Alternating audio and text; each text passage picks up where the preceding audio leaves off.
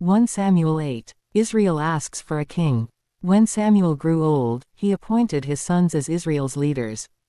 The name of his firstborn was Joel and the name of his second was Abijah, and they served at Beersheba. But his sons did not follow his ways.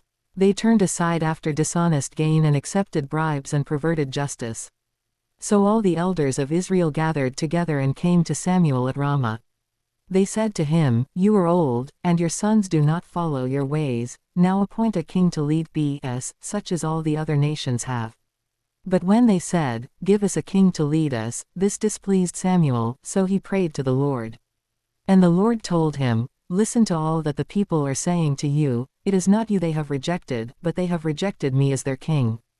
As they have done from the day I brought them up out of Egypt until this day, forsaking me and serving other gods, so they are doing to you.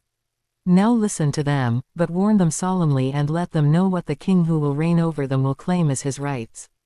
Samuel told all the words of the Lord to the people who were asking him for a king.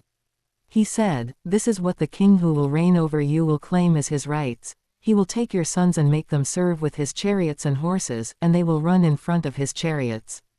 Some he will assign to be commanders of thousands and commanders of 50s, and others to plow his ground and reap his harvest, and still others to make weapons of war and equipment for his chariots. He will take your daughters to be perfumers and cooks and bakers. He will take the best of your fields and vineyards and olive groves and give them to his attendants. He will take 1/10 of your grain and of your vintage and give it to his officials and attendants. Your male and female servants and the best of your cattle and donkeys he will take for his own use. He will take 1/10 of your flocks, and you yourselves will become his slaves.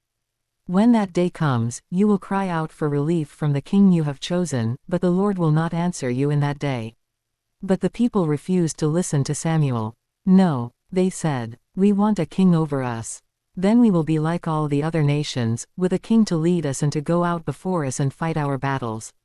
When Samuel heard all that the people said, he repeated it before the Lord. The Lord answered, "Listen to them and give them a king."